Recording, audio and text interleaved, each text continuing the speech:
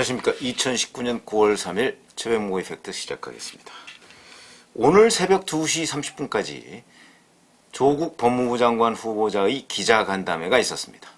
그 자리에서 제가 어저께 사실은 한 1시간 반 정도 조국 후보자의 기자간담회를 보고 난 뒤에 초반 점검을 해드렸는데 그 초반 점검과 뭐 크게 다름없는 간담회가 진행이 됐습니다. 기자들의 질문은 기자가 워낙 다양하다 보니까 계속해서 겉돌하고 반복 질문하고 그 다음에 추가 질문 기회는 봉쇄당하고 조국 후보자는 팩트로서 많이 확인된 내용에 대해서는 나는 관여 안 했다, 모른다 이렇게 일관을 했습니다.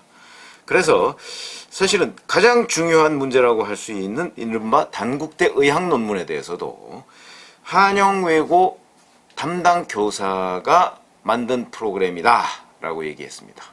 한영외고 담당 교사가 그 단국대 장영표 교수하고 사이에 만든 프로그램이다 이렇게 얘기를 했는데, 이 프로그램 그러니까 이제 본인과 본인 부인은 전혀 관여를 하지 않았다 그랬는데, 그렇게 관여를 안 했는데 2주간 인턴을 하고 나서 그 6년간 연구했던 의과학연구소 논문의 제1저자가 됐습니다. 그럼 제1저자가 된 데 대해서는 어떻게 생각하느냐, 그러니까 제1저자, 제2저자 그런 게 당시에 기준이 좀 모호하고 느슨했던 것으로 보이고, 그 다음에 뭐 해당 교수의 말에 따르면 자기 딸이 뭐 영어를 굉장히 잘하고 무지무지 열심히 했다 그러는데, 글쎄요.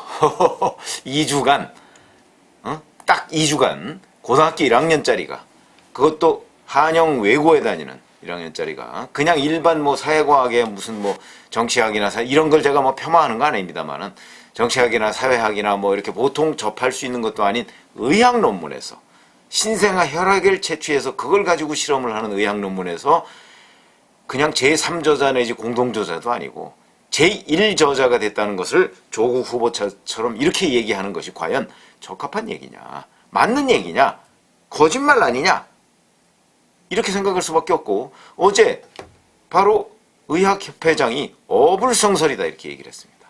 불가능하다 이렇게 얘기했고요. 불가능을 가능하게 만들어준 것이 조국 후보자 딸일까요?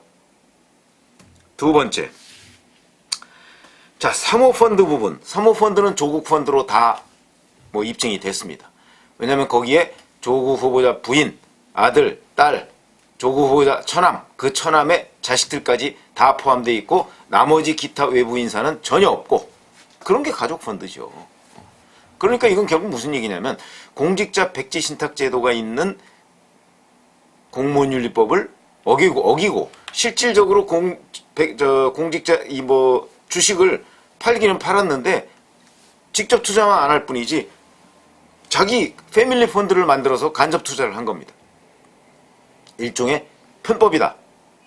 그런 편법을 해놓고서도 본인은 전혀 몰랐다고 하는데, 왜 그러냐면, 아니 세상에 부인이 하는 일, 딸이 하는 일, 아들이 하는 일, 그 다음에 처남들이 하는 일, 본인은 아무것도 몰랐다고 하는데 바로 그 펀드의 실질적인 지배자가 오촌조카가 아니냐. 오촌조카가 총괄대표라는 명함을 들고 다녔습니다. 근데 그 사람 지금 바로 지지난주에 해외로 출국해서 감감무소식입니다. 연락 안 하겠답니다. 뭐 연락하면 오해를 받는다나요? 아니, 오해는 이미 다 받았는데 무슨 뭐 연락을 하고 안 하고가 무슨 그렇게 큰 차이가 있겠습니까? 그런데 여하튼 사모펀드는 각종 관급공사를 노렸고 서울시 와이파이 사업에도 우선협상 대상자가 됐습니다. 누가 도와준 걸까요? 조국 후보자는 아무것도 모르는데 누가 도와주고 누구의 보이지 않는 선이 작용하는 것일까요? 이런 부분에 대해서 청문회가 끝나니까, 청문회가 아니죠, 기자간담회가 끝나니까 훨씬 더 궁금해집니다. 그 다음에 또 하나가 한영외고 그 교사 프로그램 얘기는 아까 했고요.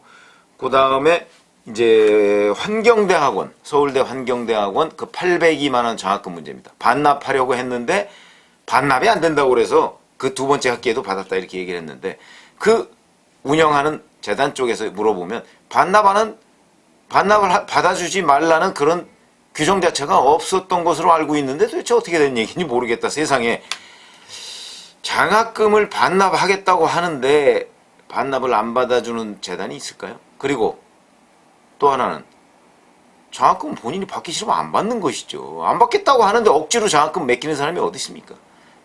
또 하나, 이 장학금을 달라고 자기나 자기 부인이나 자기 딸이나 누구도 신청한 적이 없다 그랬습니다.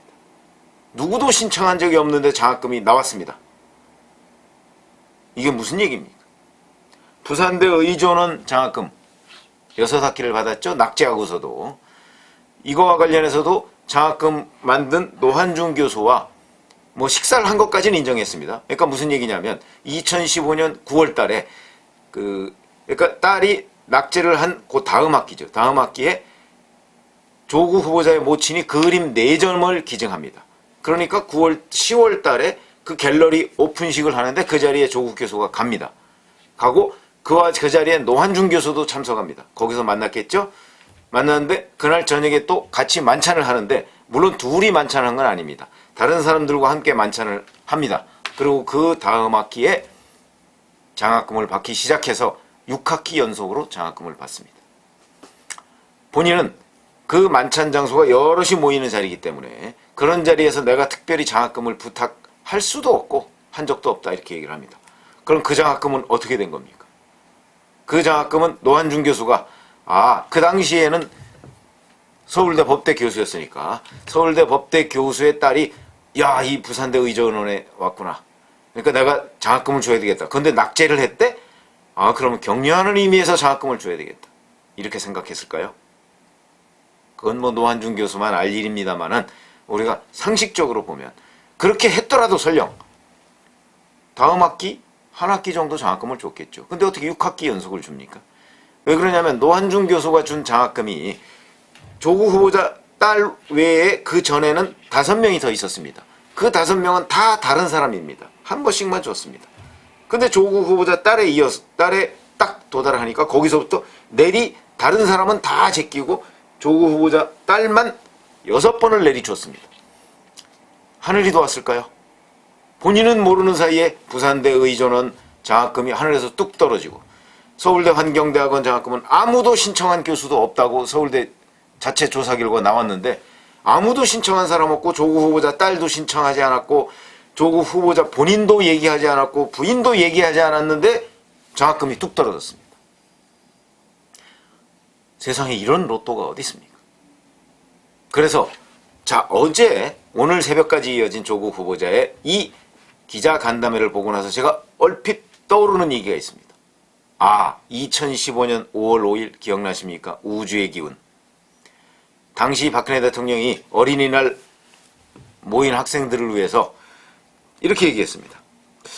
정말 간절하게 바라면 전 우주가 도와준다. 나서서 도와준다. 그리고 꿈이 이루어진다. 글쎄, 뭐 실제 그런지는 모르겠습니다만은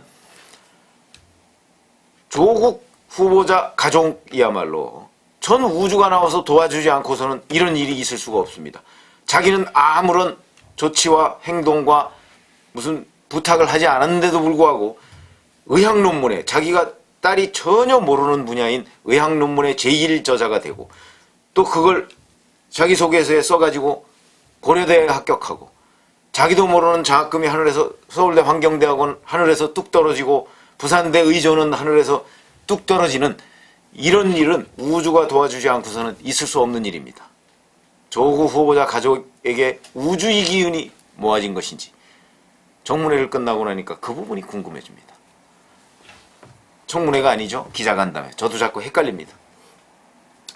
그 다음 앞으로 그럼 조국 후보자 어떻게 될까? 언론의 전체적인 분위기를 보니까 문재인 대통령이 동남아 순방에서 돌아오는 6일 또는 주말을 끼워서 9일 월요일에 임명하고 10일 국무회의에 참석시킬 거라고 합니다. 그거야 뭐 문재인 대통령 본인이 하고자 하는 대로 할 수 있겠죠. 그 다음이 문제죠. 그 다음은 어떻게 될까요? 검찰 수사 어떻게 될까요? 저는 검찰 수사가 청와대와의 교감하에 이루어진다고 말씀을 드린 적이 있습니다. 이 또한 저는 청와대와 교감을 할 것으로 보입니다. 아마 적절한 수위의 조절이 있을 것이고 그럴 경우에 검찰 수사에는 별로 기대할 것이 없지 않을까 이렇게 조심스럽게 전망해 봅니다. 제가 검찰을 좀 알기 때문에 그런 표현을 하는 건데 모르겠습니다. 뭐 윤석열 검찰총장이 또 정말 마음을 고쳐먹고 뭘 어떻게 할지는 제가 거기까지 예측할 수는 없으나 지금 검찰 고위 간부를 지냈던 분들은 수위 조절을 할 것이다. 대체적으로 이렇게 평가하고 있다는 점 알려드립니다. 그럼 그 다음엔 또 어떻게 될까요? 본인은 나에 관해서 압수수색한 게 없다 이렇게 주장을 했습니다. 그렇죠? 검찰이 조국 후보자 집무실, 자택, 휴대전화 압수수색 안 했습니다. 그러니까 조국 후보자를 소환할 일 앞으로 뭐 특별히 뭐가 나오지 않는 한 별로 없을지도 모르겠습니다. 그러나 가족들은 계속 소환하겠죠? 그 소환해서 그 자리에서 뭐 수위 조절을 할 텐데 자 그러고서도 장관을 계속 지금 있겠다는 의지가 강한 것으로 보이니까 그렇게 되면 야당은 강력 반발할 것이고 여론은 제가 며칠 전에 말씀드렸죠. 문재인 대통령 지지자들이 결집하기 시작했다. 결집해서 밀 텐데 그러나 전체적인 흐름을 바꿀 수는 없을 것입니다. 그러면 여론은 계속 안 좋고 문재인 대통령의 지지율에도 계속 영향을 미칠 것으로 보입니다.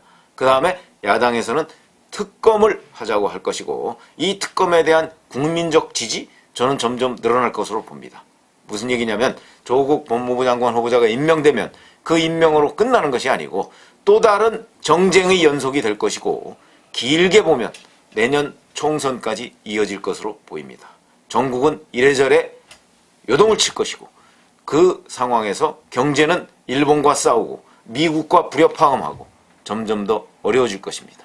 이런 부분에 관해서 시청자 여러분들께서도 제가 해드릴 건 없고 개인적으로 대비를 잘 하셔야 되겠습니다. 감사합니다.